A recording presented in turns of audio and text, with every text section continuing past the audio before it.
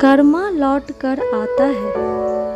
यह एक राज की बात है और अभी तक हमने इसे पारुल से छुपा कर रखा है, लेकिन उसे कहीं से पता चल गया तो क्या वो मुझे और आपको समझेगी कि हमने जो किया उसमें उसी की भलाई है। संगीता की आंखों में डर नजर आ रहा था।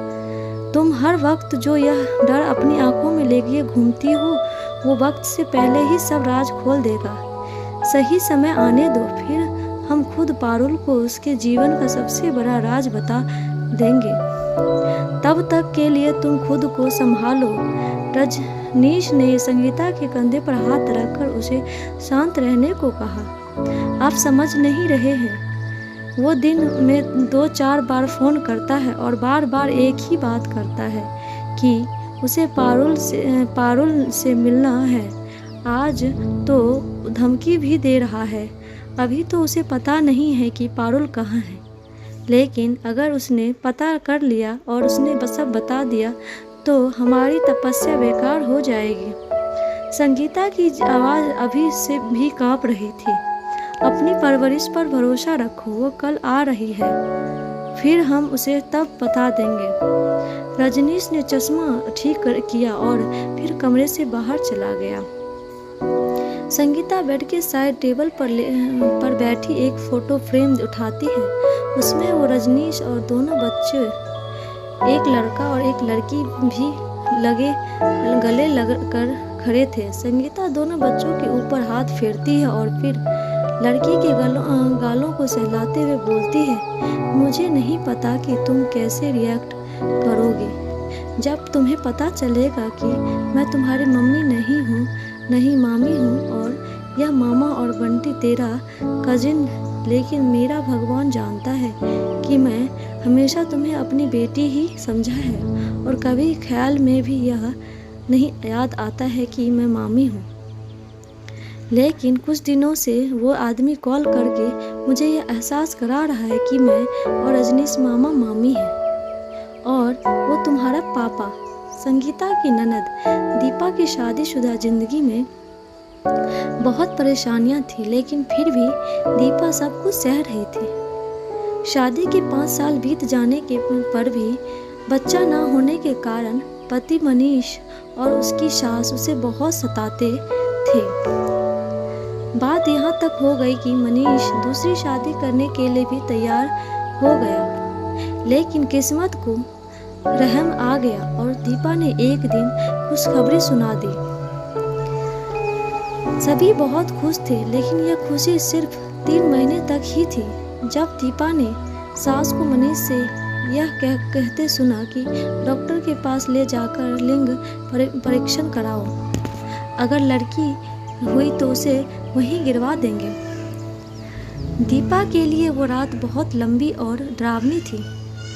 बहुत ना नुकर करने पर भी दीपा को सास और पति के साथ नर्सिंग होम जाना ही पड़ा। डॉक्टर ने लिंग परीक्षण से मना कर दिया। तब दीपा ने ही रोते हुए हाथ जोड़कर डॉक्टर से झूठ बुलवाया कि लड़का है, क्योंकि वो जानती थी कि सास किसी और डॉक्टर के पास ले जाएगी, तब क्या पता वह यह काम कर दे। अगर लड़की हुई तो वो लोग उसे पैदा होने से पहले ही मार देंगे। वंश आने वाला है जानकर मनीष और सास उनकी बहुत अच्छे से देखभाल करने लगे और सासू जी जो उसे बिस्तर से ही उठने नहीं देती थी। लेकिन दीपा अंदर से डरी हुई थी कि बच्चा अगर लड़की हुई तो वो दिन भर भी आया जब दीपा को अस्पताल में जाया गया और वहाँ उसने एक प्यारी सी बेटी पारुल को जन्म दिया। लड़की हुई यह सुनने के बाद मनीष और सास वहीं लड़ने लगे। यह नहीं हो सकता है। लेकिन जब उन्हें एक नर्स ने पूछा कि वो लोग इतने शोर कैसे हैं, क्या आप लोगों ने लिंग परीक्षण करवाया था, मनीष और सास भी चुप हो गए, क्योंकि वो भी जानते थे कि उन्होंने गैर कानूनी काम किया है,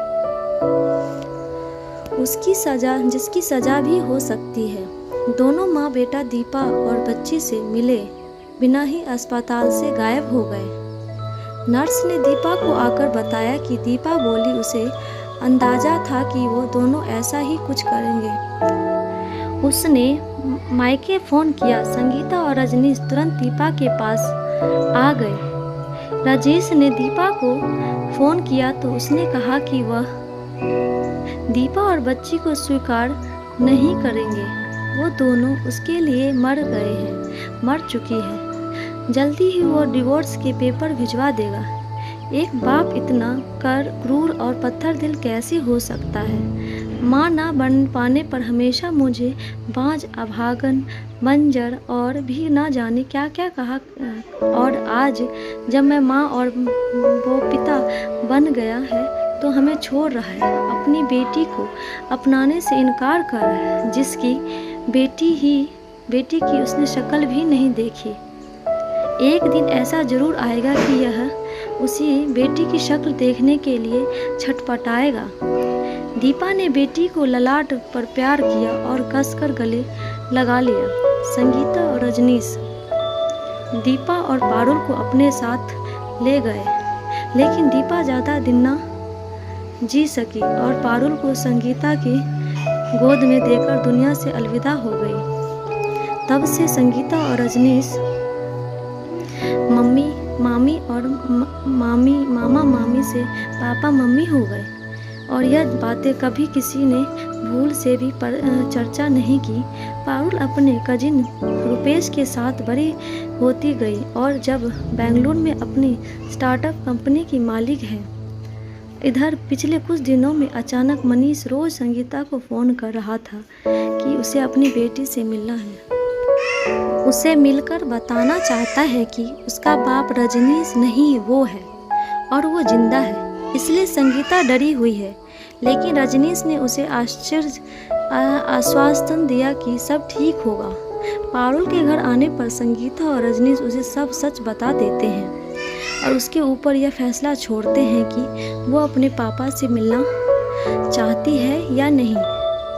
मनीष का एक बार फिर संगीता को फ़ोन आता है। मैं जानता हूँ कि मेरी बेटी आ गई है, अब मैं उससे मिलकर रहूँगा। पारुल संगीता से कहती है कि बोल दीजिए कि मैं मिलने को तैयार हूँ। कहाँ मिलना है? मनीष के बताए पते पर जब वो लोग पहुँचते हैं तो देखकर आश्चर्यचकित रह जाते हैं। मनीष बेड पर लेटा हुआ है और पास से ही दवाइयों का भंडार लगा हुआ है। पारुल को देखते ही मनीष उसे गले लगाने के लिए आगे बढ़ता है तो पारुल उसे हाथ के इशारे से वहीं रुकने को बोलती है और पूछती है कि इतने साल बाद अचानक आपको मेरी याद क्यों आई? बेटा, मैं बहुत अकेला हो गया हूँ, बहुत बीमार हूँ। तुम्हारे भाई मुझे यहाँ अकेला छोड़कर अपने परिवार के साथ विदेश में बस गए हैं। किसी ने कहा कि अगर मेरी बेटी होती तो वो मेरी देखभाल ज़रूर करती। तब मैंने उसे गर्व से कहा कि मेरी भी एक बेटी है, अब वो मेरी देखभाल करेगी। तब तुम आ गई हो तो फिर बताओ अब मैं तुम्हें साथ रहने चलूं या मनीष बात करते हुए बहुत उत्साहित हो गया था। कर्मा, अपने कर्मा का नाम सुना है मिस्टर मनीष? आप मनीषा, आपको उस बेटी की याद है और ज़रूरत महसूस हुई जिसकी शक्ल भी आपने नहीं देखी। आप मुझ में उसी दिन मार देते अगर आपको पता चलता कि मैं माँ पेट में मैं यानी लड़की है। जिन बेटे के लिए आपने मुझे और मेरी माँ को छोड़ दिया, उन्हीं ने आपको छोड़ दिया। इसी को कर्मा कहते हैं। मेरी माँ ने हमेशा पत्नी के रूप में आपके सब जुल्म सहे और माफ़ कर भी दिया, लेकिन माँ बनने के बाद अपनी बेटी के साथ आपके लिए नाइंसाफ़ी को नहीं सह पाई और उसके दिल से एक ही बद्दुआ निकली थी कि जिस बेटी से कि इसने शक्ल भी नहीं देखी, एक दिन ऐसा ज़रूर आएगा कि वह उसी बेटी के शक्ल देखने के लिए छटपटाएगा। और आज यही हुआ। माँ जानती थी कि आप एक दिन यह ज़रूर आएगा, इसलिए उसने आपका सारा कच्चा चिट्ठा इस डायरी में लिखा था। जो मुझे उनकी अलमारी से पिछले साल मिली थी।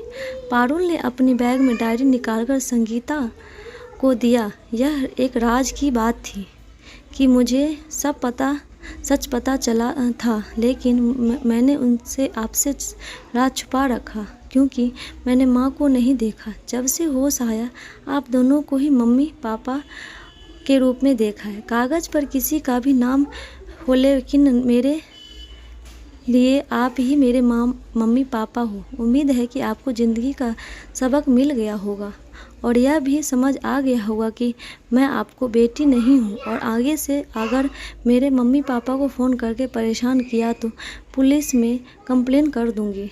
पारुल ने गुस्से में मनीष को देखते हुए कहा और फिर वहाँ से चली गई। दोस्तों, आपको ये कहानी कैसी लगी? लाइक शेयर सब्सक्राइब करके ज़रूर बताइएगा। धन्यवाद।